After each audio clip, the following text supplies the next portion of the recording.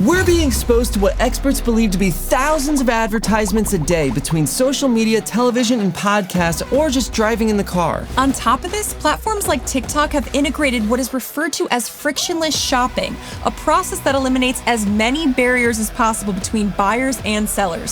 Social media platforms have honestly become like digital highways. They're flooded with billboards, which is why I think there's a larger conversation we should be having about not only the insane amount of advertisements we're all exposed to, but more importantly, the increasingly sophisticated and evolving practices that businesses and marketers are using online and in person to get you and me to shell out our hard-earned cash. But let's be honest, most companies don't really want us to all be aware of these tactics, because if we were, it may become harder to sell us on their life-changing new line of skincare, weight loss, career development, confidence-boosting, mindfulness, eco-friendly, time-saving. And so that's why in this video, we're going to cover the different psychological tactics and tools that companies use to get us to tap into our emotions and motivate us to buy now. They say it takes a village, so why not join ours? Some experts believe we could be exposed to up to 10,000 ads in a single day. Now, I personally think that's drastically inflated, but I also know that whenever I turn on a screen, I suddenly feel like Andy Dufresne at the end of The Shawshank Redemption, wading through 5 football fields of We've become so numb to living in a culture that revolves around selling that we don't even realize all of the ads shoved in our faces every single day. Here's just a handful you'll be exposed to from the second you wake up. Maybe the first thing you do is you check your email and you'll notice tons of promotional spam and just straight up sales emails. Next, and depending on your age, you might cruise onto Instagram, TikTok, or Facebook. Bonus points if you hit all 3. Oh, and let's not forget about LinkedIn, which is really just Facebook dressed up like it's for work, so you feel accomplished and professional after spending so much time there. Just to really showcase what we're up against, here's a comprehensive list of all the different ads an average person will be exposed to in their day-to-day activities. Jonas, are you ready? All right, I got this. PPC ads, display ads, banner ads, social media ads, video ads, and how funny would it be if one popped up right now? Email ads, in-game ads if you're a gamer like myself, podcast ads, influencer ads, SMS or text message ads, push notification ads, robocallers, affiliate ads, streaming platform ads, pop-up or pop-under ads, sponsored content or posts, programmatic ads, interactive ads, audio ads, print ads, direct-to-mail ads, product placement ads, sponsored Wi-Fi ads, shopping ads, live event ads, augmented and virtual reality ads. It's honestly exhausting. If this video ever gets monetized, then you'll be shown an ad while watching a video about ads. But what we really want to make you aware of are the tactics we mentioned in the beginning of this video. And the best place to start are mental triggers. These are psychological stimuli or cues that prompt specific emotional, behavioral, or cognitive responses in people. And you better believe that marketers love to use them when trying to sell stuff. In my personal opinion, the less clever, experienced, or sophisticated the marketing is, the more bluntly they go for these trigger points. Here's 10 examples of mental triggers that marketers and influencers seem to love to use. Scarcity, making you think that there's a limited amount of something or that time is running out on a sale. Social proof, showing you all the other people that have already purchased and love their offering. Honestly, this one doesn't really bother me because who doesn't want to know that other people approve of a product? I'm sure all of the reviews are completely legitimate and have not been purchased, right? Authority. Ever see someone start their YouTube video casually from their Lamborghini or their mansion swimming pool while making a pitch to buy their get-rich-quick program? Reciprocity. Giving you something for free that is of value which can make you feel indebted to them and more likely to patronize their business. Urgency. We're gonna cover this one in a second. Fear, which of course, politicians love to use this one as it's one of the most effective triggers, and then there's a bunch more like belonging, curiosity, trust, and emotional appeal. So here's the thing. Many of these mental triggers are tied to primal parts of the brain, specifically areas that are responsible for instinctual, emotional, and survival responses. While some of these mental triggers really aren't that manipulative on the surface, for example, who doesn't want to have social proof through reviews that something is worth the money before buying, or who wouldn't prefer to buy from a brand that they feel they can genuinely trust? Others, let's just say, can become a bit more effective. And we're going to point out some of these now. So while we do, I want you to think about any ads you may have seen or seminars you may have attended or political figures you've heard speak recently, and try to pinpoint which of these tactics you think have had the biggest effect on you or their intended audience. Let's look at 3 very effective triggers that are often used together: scarcity, urgency, and fear.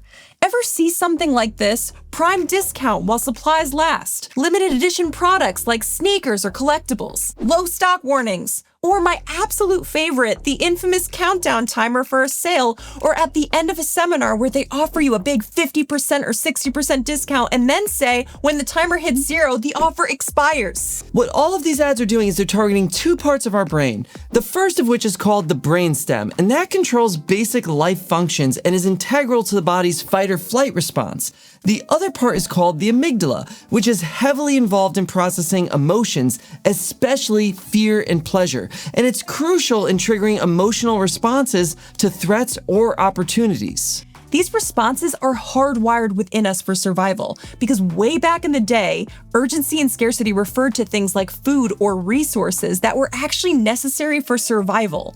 So when used effectively in advertising, it can cause us all to make purchase decisions based on our emotions rather than logic. The same thing happens in advertising everyday commodities like shoes or a high fashion clothing item. Just look at what's bluntly written on the homepage of this very successful Australian marketing agency that has, and I quote, generated $7.8 billion for their clients over the last few years.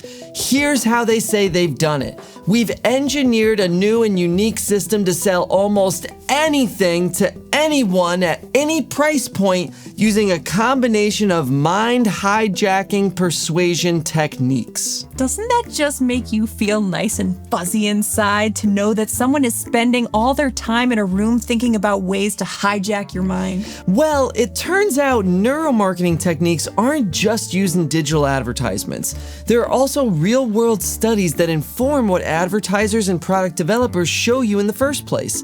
What we're about to share with you actually blew our minds, which of course made it harder for the companies to later hijack, but check this out. Some neuromarketing techniques go as far as companies doing research with machines that scan a person's brain.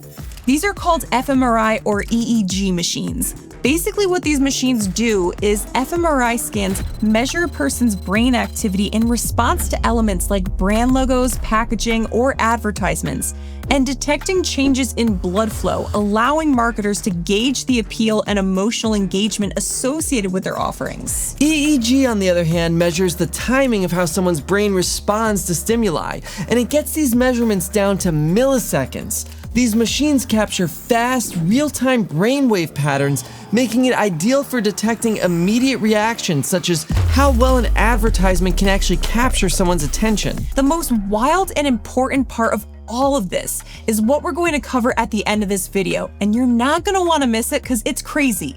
But before we go there, we have to cover one last feature of in-person consumer neuromarketing, which is eye tracking. This is where little cameras are set up to follow a shopper's gaze in a store and understand where their eyes are being drawn, hoping that it's to their product. For example, you don't really think about potato chips being a healthy snack, but that wasn't going to stop Frito-Lay. A number of years ago, in an effort to attract more health-conscious consumers, particularly women, the company explored how packaging influences shoppers' purchasing decisions. They employed an eye-tracking study to monitor where consumers focused their attention on packaging, and the data revealed which design elements were most engaging and which were overlooked. The studies uncovered that shiny, reflective packaging often triggered feelings of guilt among health-conscious consumers. In contrast, matte finish bags featuring images of wholesome ingredients were more appealing and didn't elicit negative emotions. So this may explain why years ago you saw these newer, very healthy-looking Lay's potato chip bags replace the disgusting, unhealthy, glossy bags. And despite the fact that nothing about the consumable products changed, after these adjustments took place, the company saw a major sales boost. Which leads us to this big question. Where is this all going for you and me, the consumer? We live in a world that is absolutely overflowing with advertisements, and our attention has become so insanely valuable to businesses, small and large, that they will do anything to get it and convert it into dollars. And to be absolutely clear, I am not saying that's bad at all. As long as the consumer is aware and consenting to what data brands and businesses are using to sell to them, that's great. We're business owners, and I personally love a good marketing campaign. But let's now take a really quick peek into what seems to be our rapidly approaching future, where augmented and virtual reality and AI have all become normalized in our society. While it wasn't a widely adopted product, likely due to its hefty price tag, the Apple Vision Pro, for example, works by using what they call responsive precision eye tracking. Now, Apple has been really clear that this is not data that's up for grabs, as their website's privacy and legal page states your eye input is not shared with apps, websites, or Apple. And of course, we aren't yet walking around using these huge clunky helmets on our heads, but what about Meta's upcoming Orion glasses or their neural wristband? These are all products I personally can see being much more acceptable and common than a Vision Pro. And when measuring eye tracking, heart rate, and a million other things, these companies will basically be able to measure our responses to what will likely be even more ads by that point. And they won't even need to do expensive and elaborate brain scans or retail store setups. I can't say it's definitely going to happen, but it does feel like this is where things are going. Imagine a world where you're walking down the street and digital billboards are being shown to you saying limited time offer, happening 2 doors down at your favorite retailer. Of course, you could just take the glasses off, the same way you can turn off your phone. But that doesn't really work out, does it? But here's the real M. Night Shyamalan twist to this video. We've been talking a lot about ads and advertising, but what we're about to do is turn the tables in a way that you never saw coming. That's right, this entire video has been in and of itself one gigantic ad.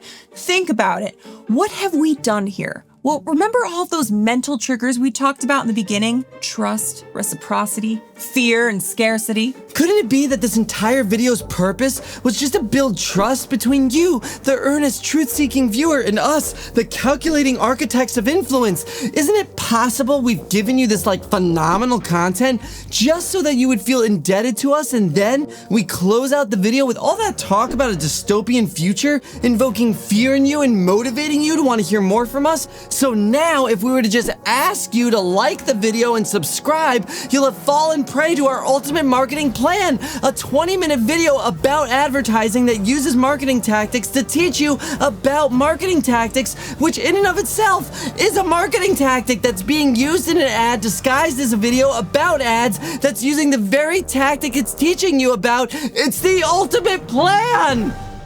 Well, our village has found its idiot.